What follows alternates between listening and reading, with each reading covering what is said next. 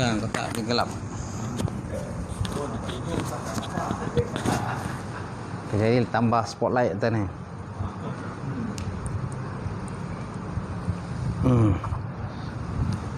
Ada tempat tu dia spotlight.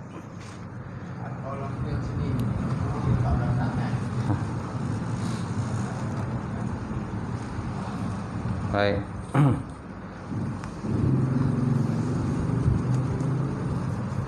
Kita buka kuliah malam ni insya-Allah dengan sama-sama membaca kitab Al-Fatihah.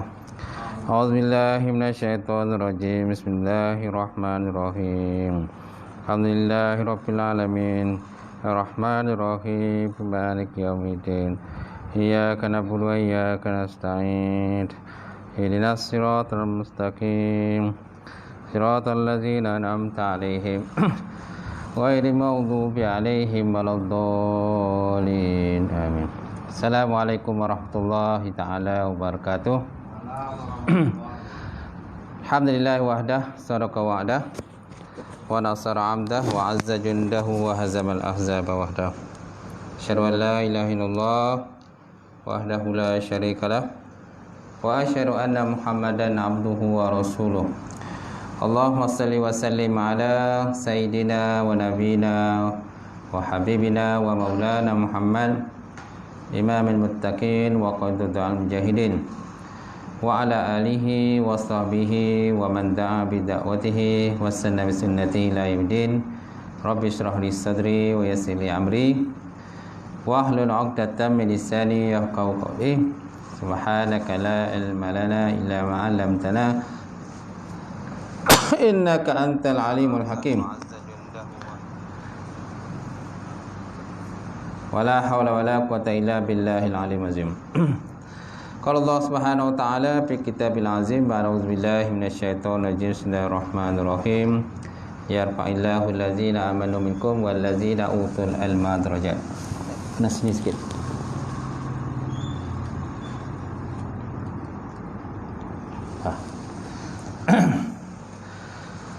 Waqala Nabi sallallahu alaihi wasallam,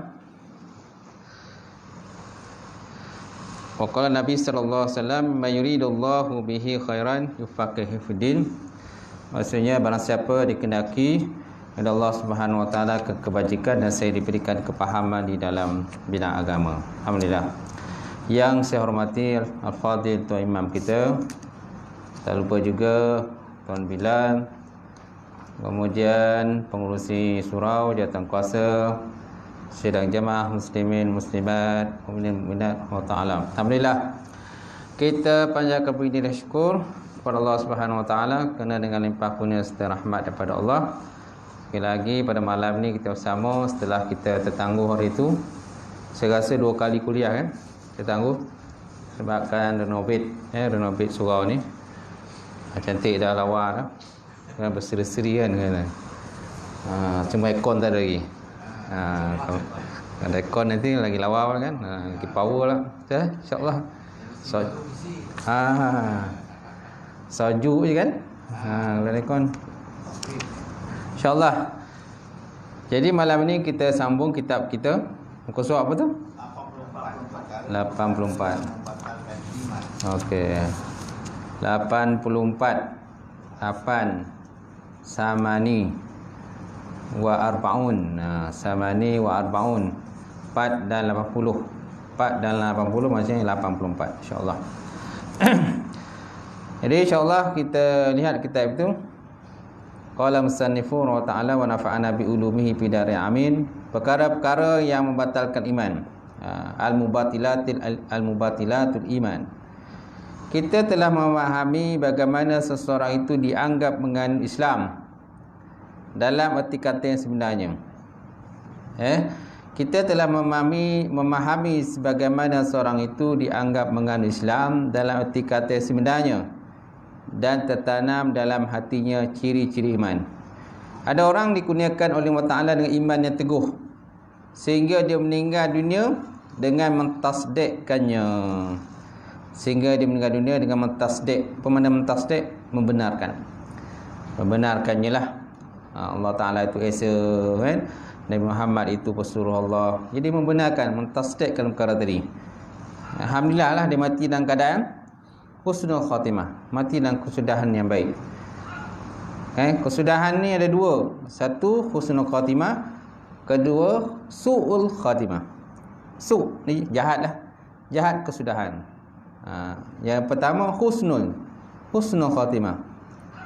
Hasim nun, husnul, mana kesudahan yang baik. Kalau kesudahan jahat, su, sin waw hamzah, su'ul khatimah, kesudahan yang jahat.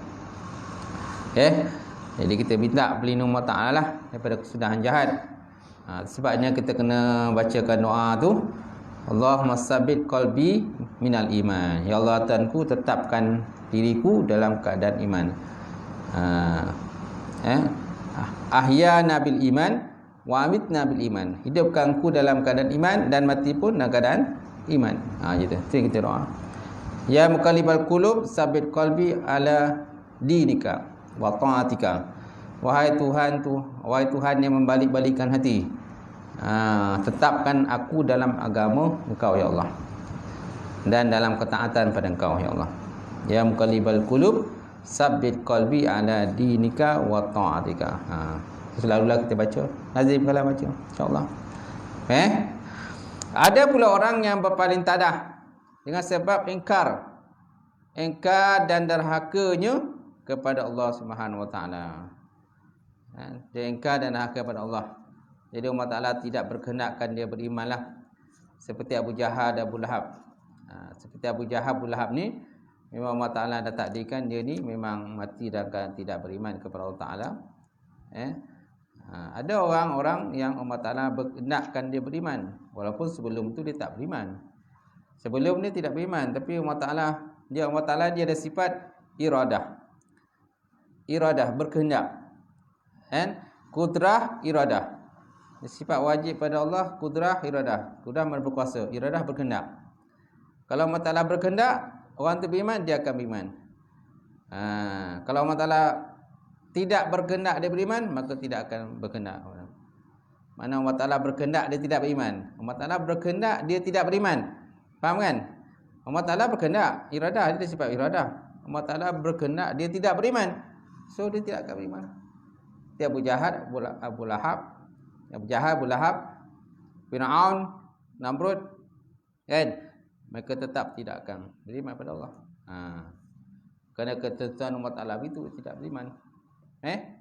Baik, kemudian orang yang tetapkan iman pula ada yang anggap sentiasa dalam kebaikan. Ada pula yang cuai dan ada pula yang menzalimi dirinya sendiri. Yang cuai dan zalim ini Allah Ta'ala bagi can dia peluang. Bertaubat, istighfar pada Allah, kembali pada Allah semula Ta'ala kan, semula kan. Taubatan nasuha.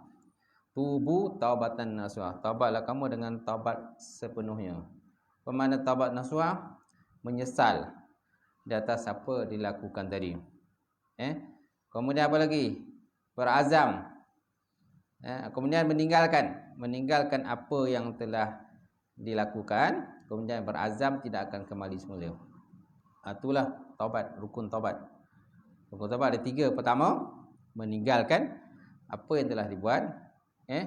Kemudian yang kedua, berazam tidak akan kembali. Apa lagi?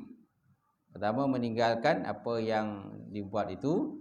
Kemudian menyesal. Pertama, menyesal. Kedua, meninggalkan. Ketiga, berazam tidak akan melakukan. Pertama, menyesal di atas perbuatan kejahatan yang dibuat. Kedua, meninggalkan apa yang telah dibuat. Ketiga, berazam. Berazam tidak akan kembali semula. Itu 3 rukun taubat. 3 rukun taubat. Baru taubat nasuha lah. Tapi kalau itu yang melakukan dosa besar lah. Dosa-dosa kecil ni kan cukup dengan istighfar kepada Allah Ta'ala, kan, melakukan perkara-perkara kebaikan. Kita berselawat pun tuan-tuan, kan, menghapuskan dosa juga. Bukan saja kita berselawat pada Nabi mendapat pahala, malahan dengan berselawat juga menghapuskan segala dosa-dosa yang lain. Itu kelebihan berselawat. Dan banyak lagi dalam ibadah. Zikir-zikir yang terdapat dalam Islam ni banyak macam-macam. Nawawi pernah ada satu kitab yang dikarang oleh Imam Nawawi, Kitab Al-Azkar namanya. Kitab Al-Azkar. Kitab ni dalam cerita tentang zikir je. Zikir solat, zikir haji, zikir puasa, zikir pagi, zikir petang dan sebagainya. Kalau tuan-tuan pergi mana-mana ke, singgah ke kedai buku ke, kan cari buku ataupun kitab Al-Azkar namanya. Dia ada kitab Arab, kitab Jawi dan kitab Rumi, terjemahan dia. Beli terjemahan lah. Macam tu. Terjemahan dia tebal ni juga, tebal ni. Arabnya nipis lah, tapi terjemahan tu tebal. Jadi orang yang tetapkan di mana pula, ada dianggap sentiasa dalam kebaikan. Ada pula yang cuai. Ada yang menzalimi diri sendiri. Ada orang yang dihisapkan amalan dengan cara mudah.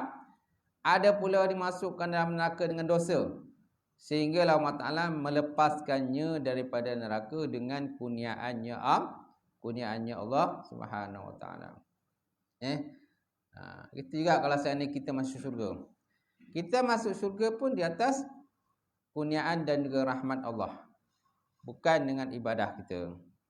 Bukan dengan ibadah kita. Jadi kita tak boleh bergantung sebenarnya pada ibadah. Tapi nak masuk syurga pun kena ibadah juga. Tuntutan kena ikut tuntutan lah. Selagi mana kita dalam dunia ni wajib, solat tetap wajib. Kena buat. Macam tu. Ada satu riwayat menyatakan bahawa ada seorang lelaki ini berdialog dengan Allah Subhanahu Wa Taala. Maka Allah Ta'ala tadi kata pada lelaki itu, apa yang kau bawa? Berjumpa dengan aku ni, apa yang kau bawa? Aku membawa pahala sebanyak 1000 kali solat. 1000 solat sunat lah. Banyaklah pahala dia. Kemudian dia juga bawa pahala jihad kepada jalan Allah Ta'ala. Maka Allah Ta'ala, aku tak terima. Maka akhirnya dia kata, kamu datang pada aku dengan apa yang kamu bawa? Maka dia kata, aku datang padamu ya Allah kerana engkau ya Allah. Barulah dimasukkan dia ke dalam syurga. Mana dia pergi datang kepada Allah Ta'ala itu kerana Allah. Bukan kerana banyaknya pahala-pahala ibadah, puasa, jihad dia tu yang dia nak tunjukkan di hadapan Allah Subhanahu Wa Ta'ala. Jadi makna dia masuk syurga tu bukan kerana benda macam tu. Tapi masuk syurga semuanya dengan rahmat Allah Subhanahu Wa Ta'ala. Cuma kita selagi mana kita hidup dalam dunia ni, kita tertakluk dengan hukum syarak. Tertakluk dengan hukum syarak. Solat 5 waktu wajib dilaksanakan. Puasa bulan Ramadan wajib dilaksanakan. Haji kan sekali seumur hidup wajib dilaksanakan. Zakat wajib dilaksanakan. Syahadah kan, tu rukun Islam, rukun iman tu kena laksanakan semualah. Macam tu. Lagi mana kita hidup dalam keadaan berakidah dalam dunia ini, wajiblah kita ikut apa yang telah pun digaris pandukan oleh Islam dan juga baginda Rasulullah sallallahu alaihi wasallam.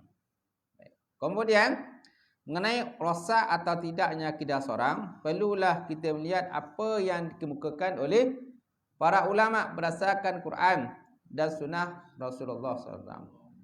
Di antaranya ialah apa yang ditegaskan oleh Imam Tahawi. Di antaranya ialah apa yang ditegaskan oleh Imam At-Tahawi rahimahullah ta'ala di dalam kitabnya. Apa kata dia dalam kitabnya? Dia kata, dan kami menamakan ahli-ahli kiblat, kami orang Islam dan orang beriman selagi mereka mengaku apa yang dibawa oleh Nabi Muhammad sallallahu alaihi wasallam dan membenarkan apa-apa yang disabda dan diberitahu. Kami tidak mengkafirkan seorang pun daripada kalangan ahli kiblat dengan sebab melakukan dosa selagi dia tidak berkata bahawa mereka telah memberi mudarat bersama iman itu oleh dosa sesiapa yang melakukannya. Dan seorang hamba itu tidak terkeluar pada iman, melainkan dengan mengingkari hukum terhadap apa yang telah diceburinya. ahli kiblat tu kan. Ahli kiblat tu tak orang beriman lah. Kan sembahyang menghadap kiblat kan. Tu ahli kiblat lah. Mana beriman dengan Allah Ta'ala baginda Rasulullah SAW. Dan kami menamakan ahli kiblat kami orang Islam dan orang beriman selagi mereka mengakui apa yang dibawa oleh Rasulullah SAW dan membenarkan apa-apa disabda dan diberitahu oleh baginda Rasulullah. Itu dikira orang beriman lah. Cuma iman ni kita tahulah naik turun. Ada naik, ada masa tu turun. Ada masa iman mantap, ada masa iman tak mantap. Ada masa orang kadang tergoda juga, kadang tak tergoda. Betul tak? Dia tengok tahap mana keimanan seorang itulah macam tu. Dan tengok pula kan dia bukan setakat iman dia. Tengok pula kadang-kadang nafsu pun kuat juga. Walaupun kadang orang iman kuat, nafsu pun kuat juga. Itu berlawan lah tu iman dengan nafsu tu. Ada masanya iman kalah, nafsu menang. Walaupun kadang-kadang orang tu berilmu. Kita tengok kan kadang-kadang orang alim, kita nampak orang tu alim berilmu. Tapi tiba-tiba kita dengar dia buat benda tak elok. Dia rasuah, curi duit orang, kan, rampas tanah orang tanpa hak, tipu orang dan sebagainya. Kita nampak dia, hebat ni, warak ni kan. Tapi masa sama dia kalah dengan kan cubaan-cubaan dan cubaan dunia ni. Kerana setiap orang tu cubaan dunia tak sama. Ada orang cubaan dunia terhadap diri dia tu kuat. Ada orang cubaan dunia pada dia tak kuat. Macam tu. Tapi walaupun manapun, kalau kuat macam mana percubaan dunia pada kita, kita kena banyaklah memohon pada Allah supaya kita jangan terpengaruh lah dengan dunia ni. Kita dunia hanya sekadar keperluan kita saja. Yang lain-lain itu semua besok kalau kita meninggal pun semua tinggal. Rumah macam mana besar sekalipun, bila kita meninggal, tinggal juga. Anak lah. Kalau anak okey lah. Kalau tak okey dia berebut rumah tu, akhirnya cokek bergaduh, akhirnya rumah tu tinggal macam tu je. Tak ada siapa nak duduk. Semua tak berani nak duduk. Abang tak berani duduk, adik tak berani, kakak semua tak berani. Sebab apa? Nanti akan bergaduh. Kalau seorang duduk rumah tu, mungkin akan pihak lain pula akan marah. Akhirnya rumah tu disil, dikunci macam tu je. Tak ada siapa nak duduk lah. Itulah harta lah, salah harta.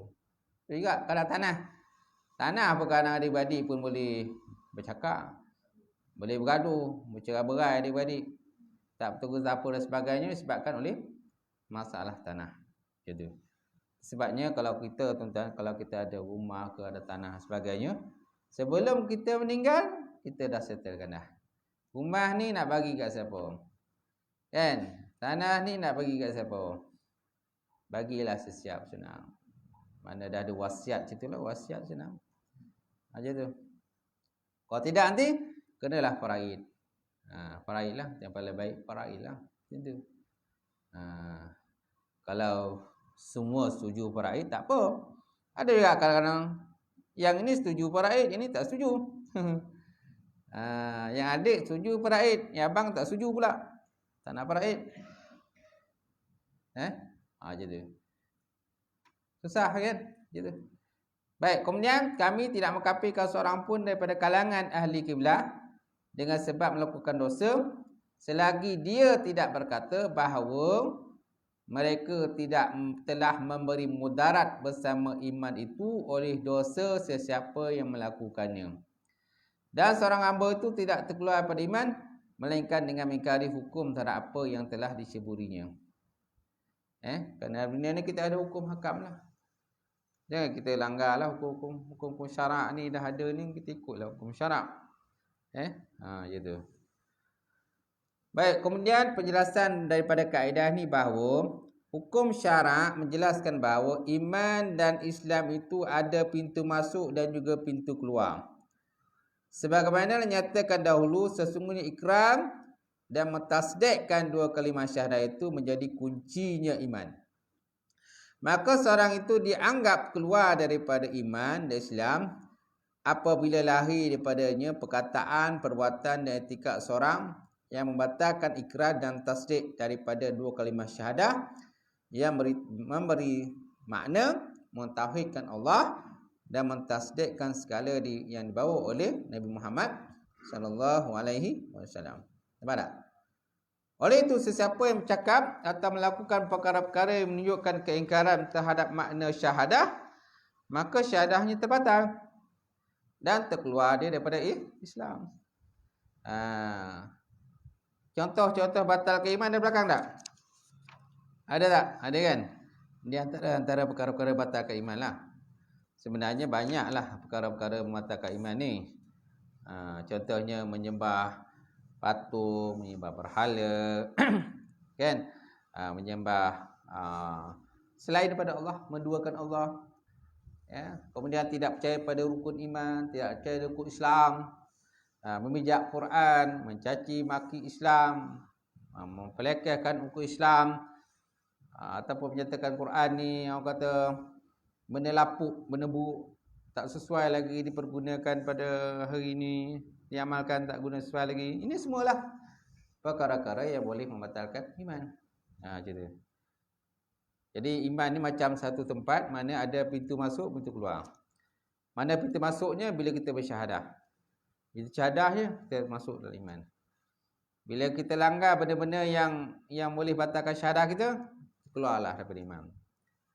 Terkeluarlah daripada iman. Itulah. Macam tu. Baik.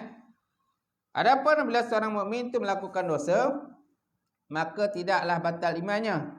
Sekalipun dia belum bertaubat, jika tidak ada perkara-perkara yang membatalkan syahadahnya. Jika Allah Ta'ala mengendaki, dia mengampunkan. Dan dengan kehendaknya juga dia dimasukkan syurga. Kerana terlalu banyak hadis yang sahih menyatakan bahawa Allah Subhanahu Wa Ta'ala membebaskan daripada neraka orang yang ada pada iman, walaupun sebesar zarah. Nampak tak? Walaupun sebesar zarah, Allah Ta'ala boleh mengeluarkan dia daripada neraka itu. Semuanya dengan izin Allah Subhanahu Wa Ta'ala. Tapi selagi mana dia buat dosa dan maksiat pada Allah, selagi mana dosa tu tak habis lagi ketika dia masuk dalam neraka, semana dia masih kekal dalam neraka lah. Selagi apabila dah habis, maka barulah dikeluarkan daripada neraka. Dia masuk dalam satu sungai, disebut dalam kitab tu, satu sungai namanya kitab Sungai Hayat. Sungai Hayat ni sungai kehidupan. Bila mandi dalam tu, bersihlah balik, kembalilah normal balik tu badan dia, cantik baliklah, molek balik. Baru dibawa, seterusnya lalu dibawa masuk ke dalam syurga Allah Subhanahu Wa Ta'ala. Ada seorang lelaki tuan-tuan, dia ni merupakan orang yang terakhir sekali. Saya pernah cerita rasanya. Orang terakhir sekali keluar dari neraka. Pernah tak saya cerita?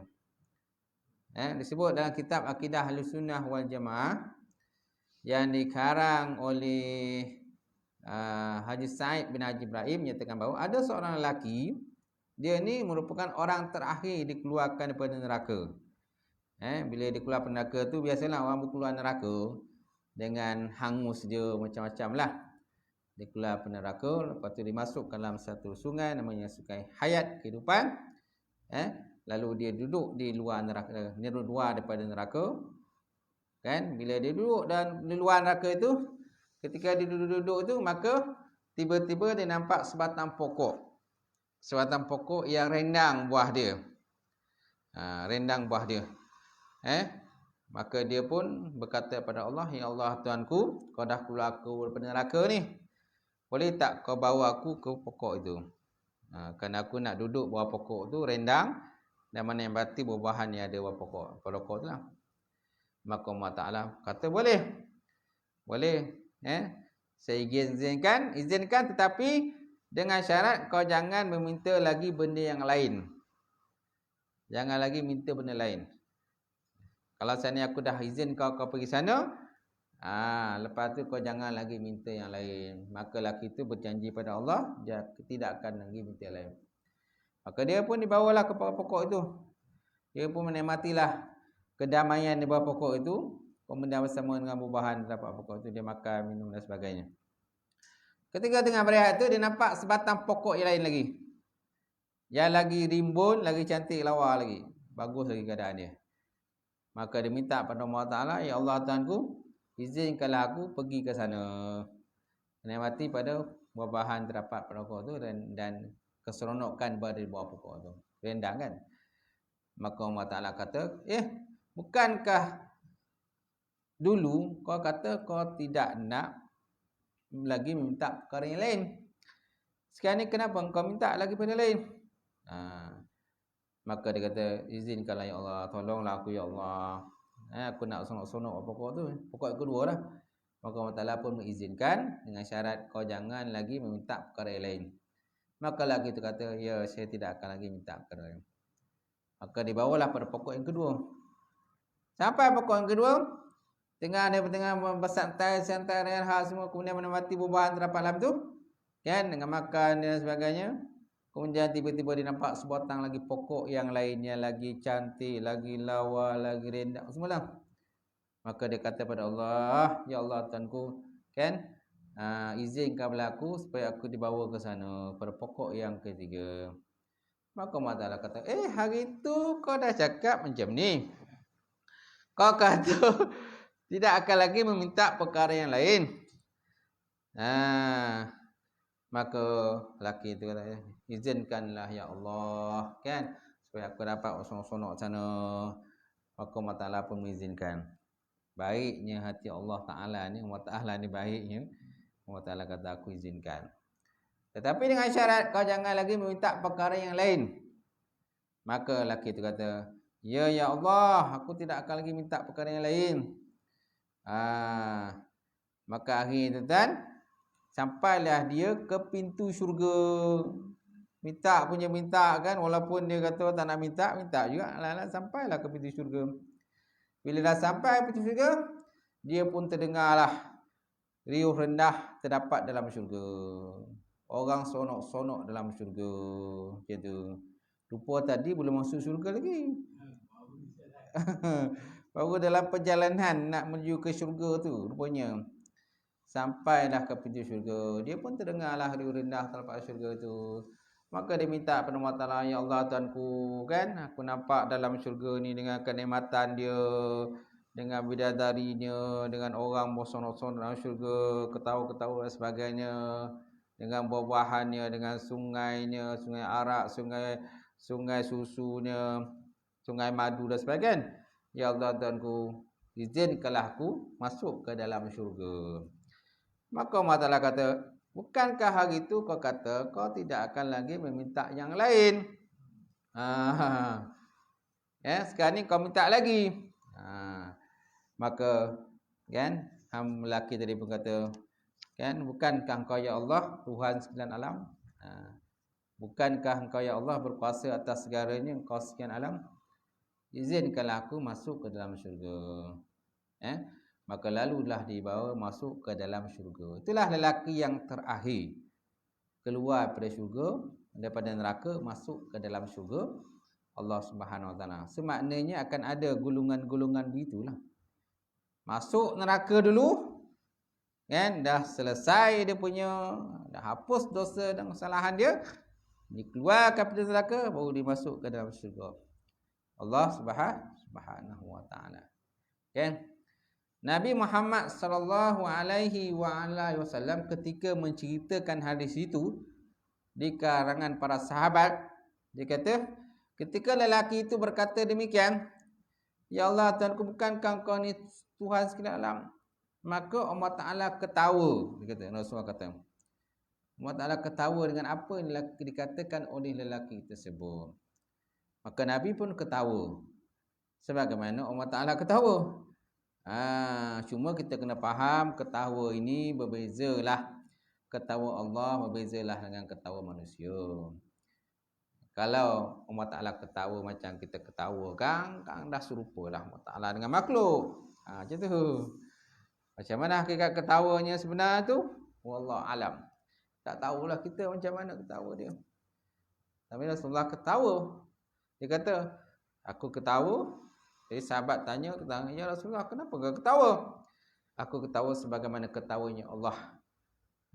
Ketika lelaki itu berkata, kau ya Allah, janganlah kau mempermainkan aku.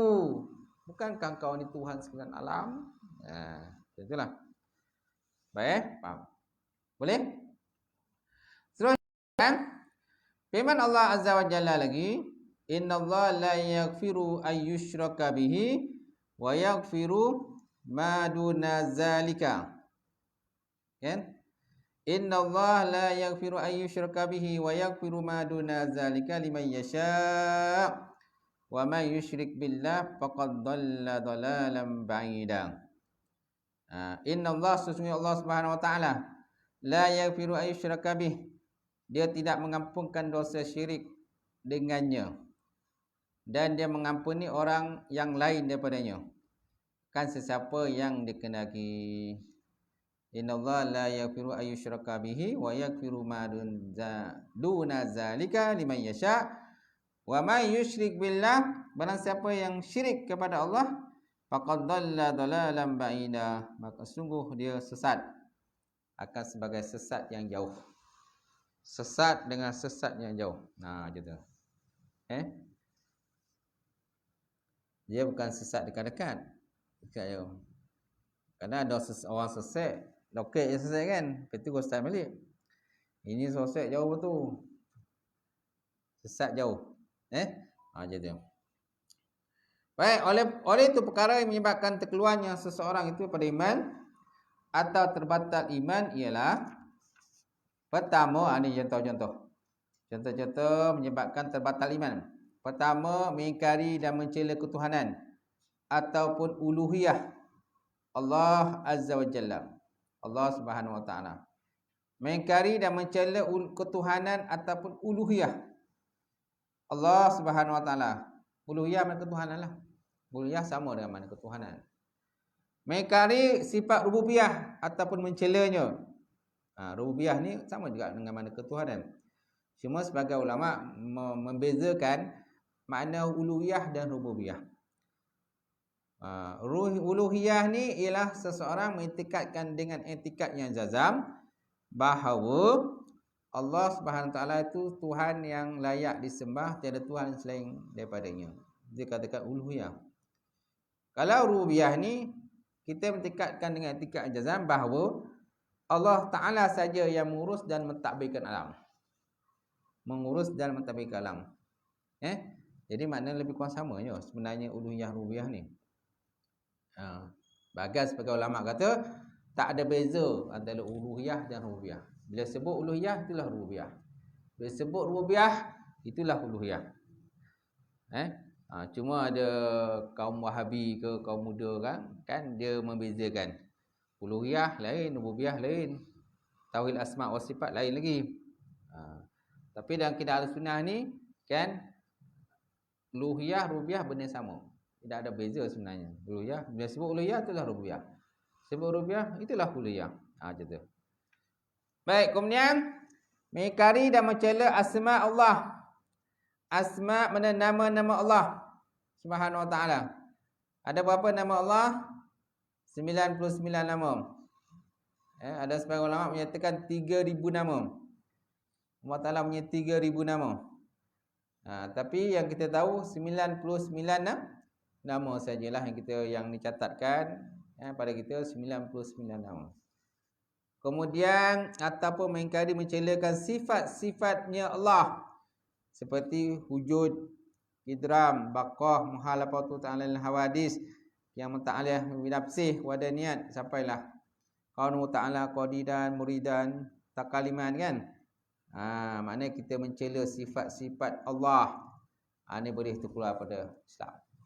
Boleh batal iman. Kemudian mengingkari dan mencela Rasulullah sallallahu alaihi wasallam ataupun mencela kerasulannya Nabi. Ingkar dan mencela Nabi ini boleh keluar pada iman. Dia kata Nabi Muhammad itu orang kata pemecah belah masyarakat. Muhammad ni mengamalkan sihir. Muhammad ini orang kata seperti orang Arab lah. Orang Arab kata kan. Seperti Abu Jahal, Abu Lahab tu dia kata Muhammad ni orang gila. Muhammad ni dia kata pemecah belah masyarakat Quraisy. Muhammad ini dia kata macam manusia biasa. Tak ada bezanya dengan orang lain. Dia tak ada beza lain. Sedangkan Muhammad ni Rasul. Dia kata tak ada beza dengan orang lain. Ataupun dia kata Muhammad ini mengamalkan sihir. Betul tak? Mengamalkan sihir, macam masyarakat, orang gila. Ataupun dia kata Muhammad ini yang membuat syair. Nabi Muhammad ni yang mereka Quran. Ataupun dia kata mukjizat yang ada pada Nabi ni, dia kata itu semuanya sihir. Kan Nabi bukan ada mukjizat. Banyak mukjizat Nabi kan. Seperti contohnya membelah bulan, keluar air daripada cerah-cerah jari Nabi Muhammad SAW. Kan? Kemudian Nabi berkata-kata dengan binatang beri salam kepada baginda Rasulullah SAW. Banyak mukjizat Nabi ni, mukjizat terletak Quran lah. Jadi dia kata mukjizat Muhammad ni semuanya pembohong, penipu. Ni semuanya sihir. Tak ada mukjizat. Nampak? Ni contoh-contoh lah. Mengingkari baginda Rasulullah SAW ataupun mencela baginda Rasulullah SAW. Ini semua boleh membatalkan akidah kita, membatalkan iman kita kepada Allah. Baik. Jadi keempat-empat perkara tersebut berlaku dengan i'tikad, perkataan dan perbuatan. Jadi keempat perkara tersebut berlaku dengan i'tikad, perkataan dan perbuatan, di mana sesiapa yang melakukannya batallah iman dan keluar daripada Islam dan syahadahnya tidak sah. Ya tak? Jadi barang siapa yang melakukannya, sama ada segi i'tikad dia, perkataan perbuatannya, maka keluar daripada iman. Cuma dalam bab i'tikad ni susah kita nak mengetahuinya. I'tikad ni dalam hati. Kita tahu ke i'tikad seorang? Tak boleh. Kecuali dia menzahirkan, dia ucapkan dengan mulut dia, dia lakukan dengan perbuatan dia, dengan tangan dia. Contoh dia kata Quran ni benda-benda buruk, macam surat khabar, melapuk je. Jadi dia ambil Quran tu, dalam hati dia, kalau boleh aku nak buang Quran ni, campak dalam najis, dia kata. Dalam hati dia lah. Tak? Dia tak buat lagi. Tapi kalau nampak dengan tangan dia ambil benda tu dan dibuang lagi, baru kita nampakkan dia. Batal iman ni kan, macam tu. Semakna dalam hati ni susahlah kita nak mentafsirkan dia. Benda tak nampak. Kita hanya boleh hukum benda zahir. Walaupun tanda batal iman tu 3, pertama dari segi i'tikad. Kan, yang kedua dari segi perbuatan. Yang kedua dari segi perkataan dia. 3 benda ni kan. Okey, dari segi perkataan okeylah. Kalau dia cakap benda tu, nampaklah kan. Dengarlah kita. Ataupun dia melakukan dari segi perbuatan dia, nampak dia sembah pokok, sembah patung kan. Nampaklah. Tapi kalau dia hanya dalam hati je, susahlah kita nak mentafsirkan. Tu cakap saya tu. Kecuali dia menzahirkan, mengucapkan, melakukannya, perbuatan dia, ataupun dia mengaku segi perbuatannya, mengaku kan, Muhammad ini penipu, pembohong dan sebagainya, barulah batal keimanan dia. Contohlah tuan.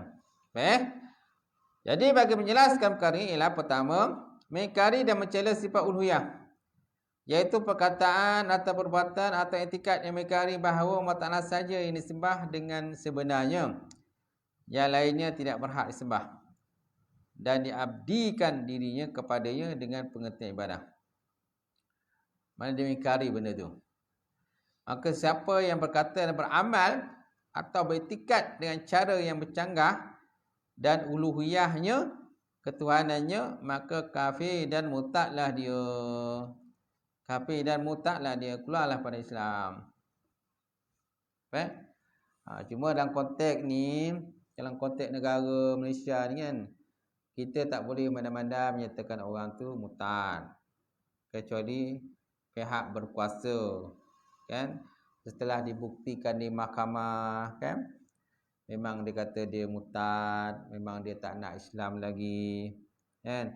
Sebab apa? Sebab walaupun nama dia Islam, namanya Fatimah, tapi dia kata aku tak pernah sembahyang, dan aku daripada kecil memang sembah patung, dia kata. Aku memang hidup daripada keluarga yang sembah patung daripada kecil, walaupun nama dia Fatimah. Kan?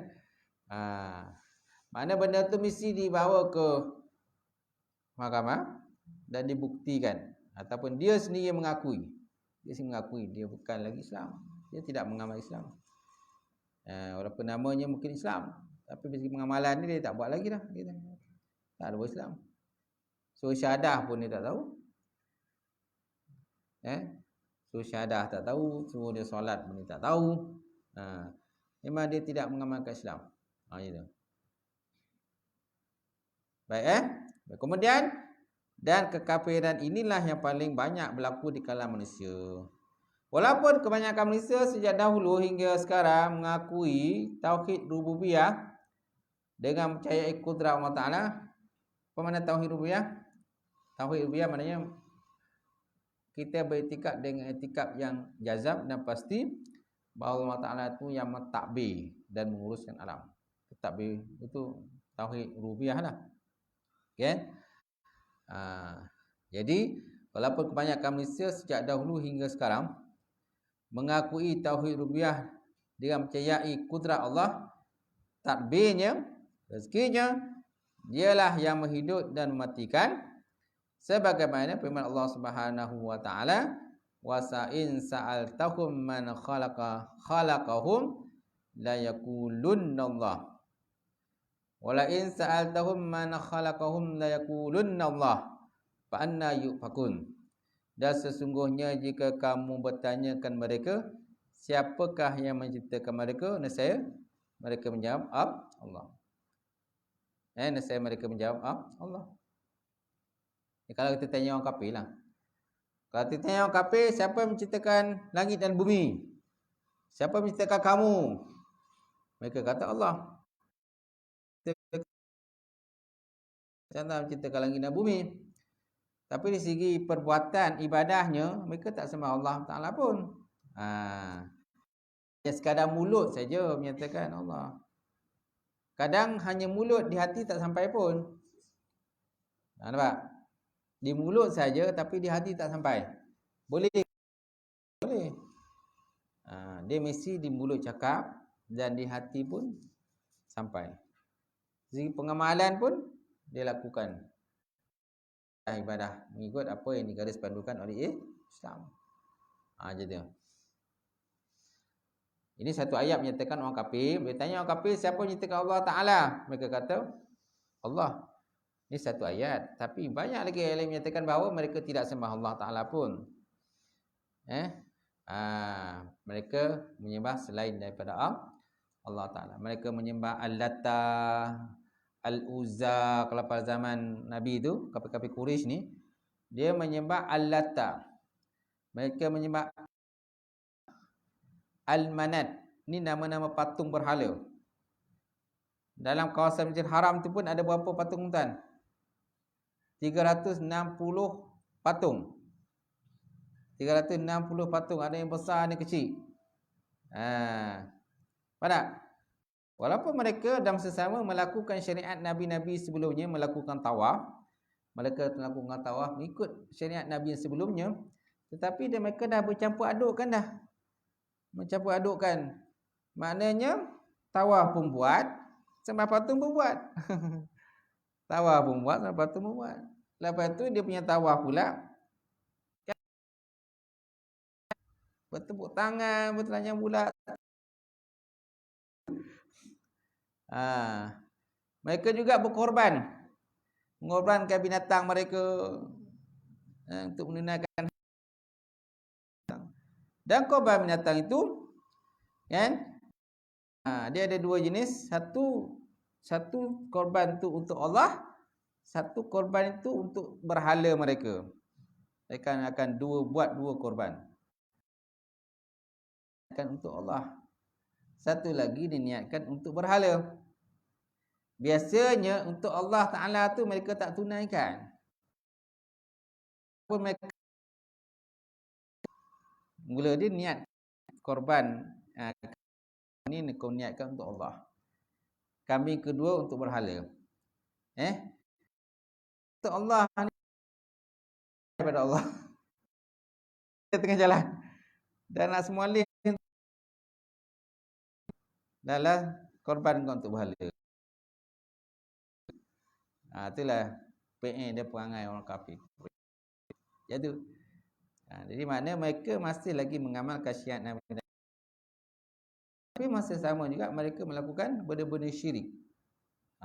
Syirik-syirik, khurafat dan sebagainya. Dan bercampur aduk. Mana tawaf tu? Tawaf juga lah. Tawaf buat. Tapi masa-masa bercampur aduk lelaki-lelaki perempuan. Lepas tu telanjang bulat. Lepas tu dengan dia berdondang sayang lah. Macam sebagainya. Macam tu. Tuan kafir Quraisy. Jadi bila baginda Rasulullah SAW dilahirkan dan dilantik sebagai Nabi dan Rasul, Nabi cuba untuk mengasingkan.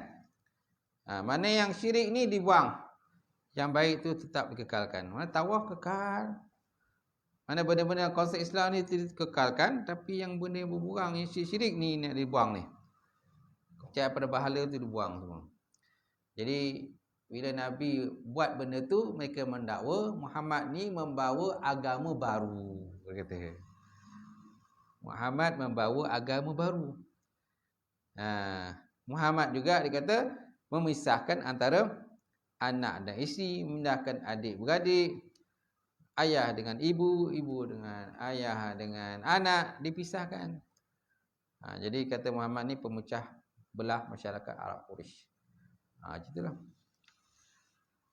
boleh tuan? Baik. Tetapi mereka mengingkari dalam i'tikad, perkataan dan perbuatan terhadap uluhiyah Allah Ta'ala seperti beribadah kepada yang lain daripada Allah. Kemudian mengakui hukum dan undang-undang yang lain daripada syariat Allah Ta'ala dengan hati dan lidah. Mengingkari syariat. Macam tu. Mengingkari syariat. Macam tu.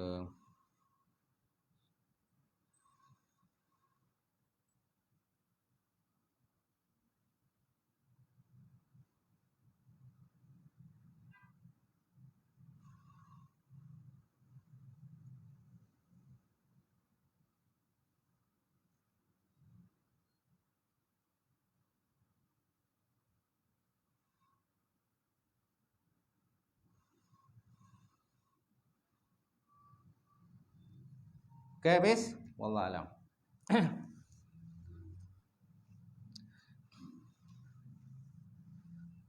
Saya buka pertanyaan kalau ada. Ada tak soalan?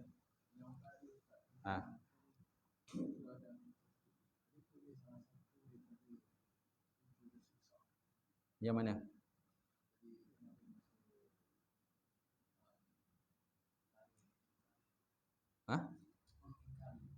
Mengingkari. Dia termasuk dalam murtad lah. Kalau dia buat benda tu betul, dia termasuk dalam murtad. Murtad termasuk dalam dosa besar. Kan keluar daripada Islam. Dosa besar ni ada 70. 70 pembahagian dosa besar. Antaranya dosa besar ialah murtad, keluar daripada Islam. Ataupun apa lagi? Lari daripada peperangan. Boleh murtad. Kan kemudian membunuh jiwa yang diharamkan bunuh. Kan disebut Nabi ijtanibu sab'al mubiqat. Tinggalkan oleh kamu ya qaulimu daripada perkara yang boleh membinasakan kamu. Pertama asyirku billah, syirik kepada Allah Taala. Syirik kepada Allah. Yang kedua apa lagi? Wa tawalli yaum azhafi, lari pada medan perang. Apa lagi? Aklu riba, makan riba. Apa lagi? Aklul mal yatim, makan harta yatim. Apa lagi? Apa tu? Menuduh orang lain, melakukan zina. Sedangkan kita tahu orang tu orang yang baik. Menuduh orang lain buat zina. Ada banyak tu.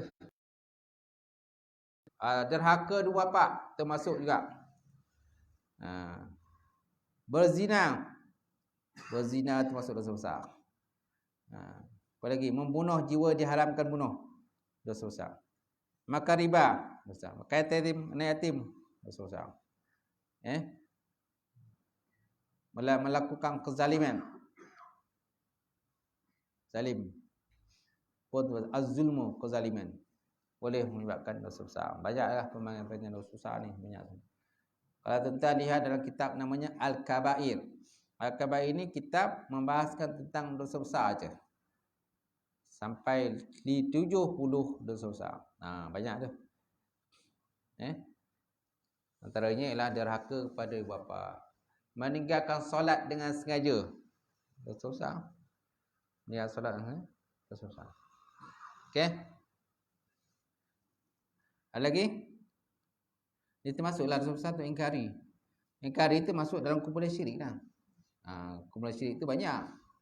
Dia nama-nama je syirik, tapi pecahan dalam syirik tu yang banyak tu. Mengingkari Allah, mengingkari Rasul, tidak percaya pada hari kiamat, tak percaya pada qada dan qadar, semualah. Itu semua dalam perkara-perkara dosa besar. Gitu. Lain soalan?